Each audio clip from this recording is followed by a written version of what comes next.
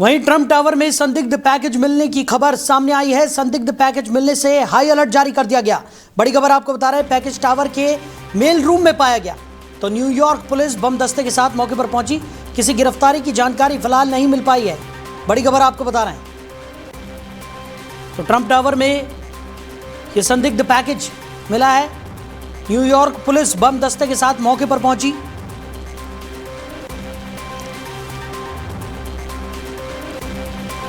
हालांकि किसी तरह की कोई गिरफ्तारी की खबर फिलहाल नहीं है।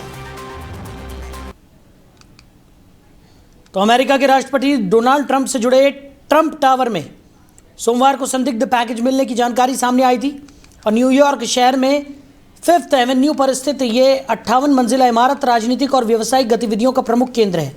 सूचना के अनुसार पैकेज मेल रूम में पाया गया। इसके बाद सीक्रेट सर्विस ने तुरंत 911 पर कॉल किया और न्यूयॉर्क पुलिस डिपार्टमेंट यानी कि NYPD का बम दस्ते मौके पर मौजूद रहा। इमारत में किसी को बाहर नहीं निकाला गया और ना ही किसी को चोट लगी या गिरफ्तार किया गया। पुलिस और आपातकालीन सेवाकर्मी भारी संख्या में तैनात किए गए हैं। मैनहट्टन में 5th एवेन्यू और वेस्ट 56 स्ट्रीट के आसपास यातायात प्रभावित हुआ।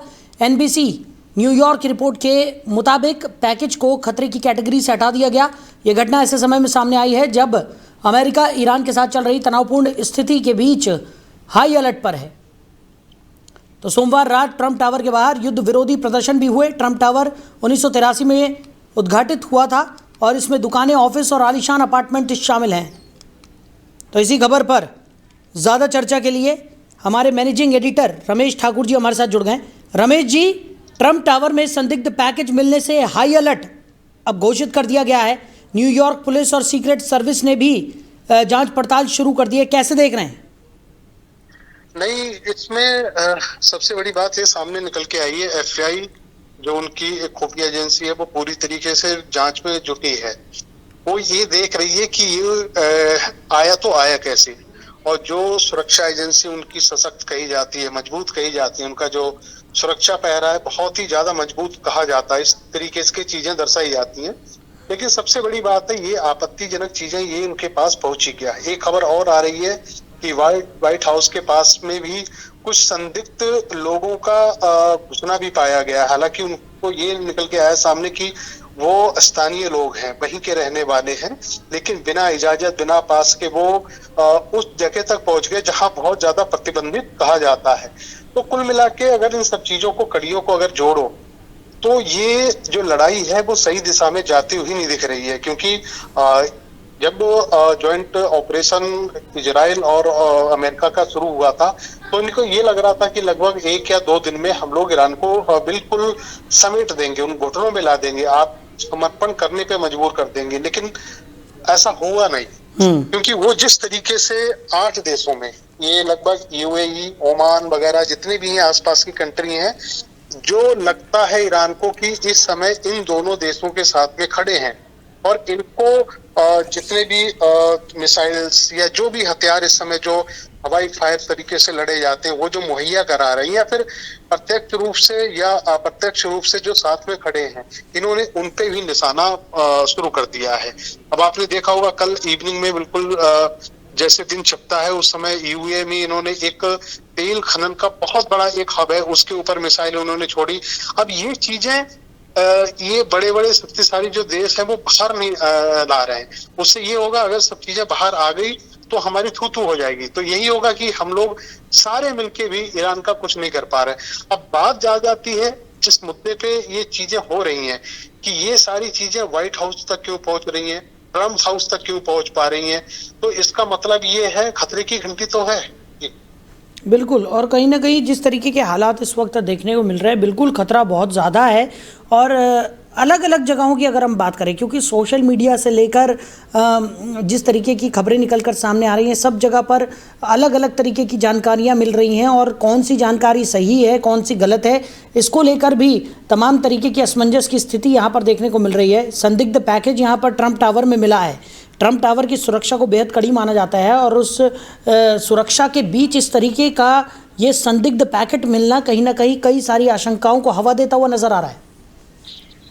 देखिए, मुझे तो जहां तक लगता है अगर यहाँ बैठ के हम लोग एक अगर समीक्षा करें तो ईरान झुकने का नाम फिलहाल नहीं ले पा रहा है। अब क्या है, नाटो के जितने भी सदस्य देश हैं उनमें कई सारे ऐसे जो ईरान के पक्ष में खड़े हो गए हैं, उनका साथ दे रहे हैं। अब अगर चाइना की एंट्री हो जाती है, पाकिस्तान भी अगर एंट्री कर देता है, तो मुझे लग रहा है ये लड़ाई सामान्य लड़ाई नहीं रह जाएगी, ये वर्ल्ड वार 3 की तरफ मूव करता हुआ मुझे दिखाई देता है। अब इसमें जिस तरीके से भारत का जो स्टैंड है, कल से ये चीजें हैं कि भारत अपना स्टैंड क्यों क्लियर नहीं कर पा रहा है, लेकिन कल देर शाम फिर नेतन्याहू ने वहां से घोषणा कर दी है और अपने बयान में कह दिया है, अपना अच्छा दोस्त मित्र भाई मोदी को कह के, और उन्होंने कहा उनका समर्थन, उसका सब चीजें उन्होंने आगे बढ़ के बातें कही है। तो इससे ये जाहिर हो जाता कि भारत न्यूट्रल है और भारत का जो रुझान है, जो समर्थन पूरी तरीके से मुझे लगता है इस लड़ाई में अमेरिका और इजराइल की तरफ जाता हुआ दिखाई दे रहा है। लेकिन इसमें खुल के समर्थन करना और सामने आके किसी भी एक देश के बारे में कह देना, मुझे लग रहा है यहाँ भारतीय जो हमारी सरकार है वो सही कदम है उनका, क्योंकि वो एक खुल्लम खुल्ला किसी के पक्ष में नहीं आना चाहिए।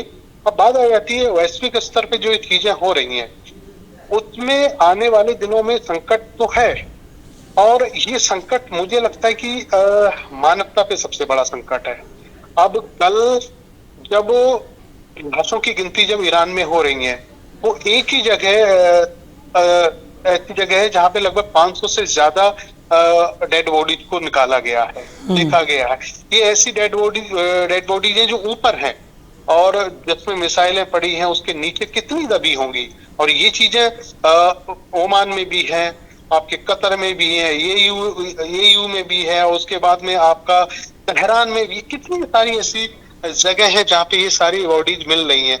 तो ये कोई नहीं देख पा रहा है। अब हालांकि बड़े नेता हमेशा ये कहते हैं कि हम शांति का रास्ता अपनाना चाहते हैं, शांति के पथ पर चलना चाहते हैं, लेकिन फिर ये सब क्यों हो रहा? अब ग्लोबल लीडर जो बड़े बड़े लीडर हैं, ट्रम्प साहब हमेशा ये कहते हैं कि मैं शांति के पथ पे चलता हूँ, शांति का अवार्ड, पीस अवार्ड भी लेने की कोशिश कर रहे थे। लेकिन अब जब खुद ही आपके कार्यकाल में 13 महीने का आपका कार्यकाल हुआ है, उसमें आपने क्या करके दिखाया?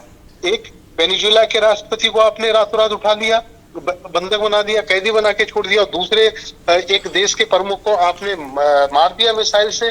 उसके सब मिला के 8-9 देशों पे आपने अब तक हमले कर दिए हैं। तो ये कोई शांति का पथ तो नहीं कहा जाएगा। इसमें आपकी मंशा जो है बिल्कुल साफ दिखाई देती है।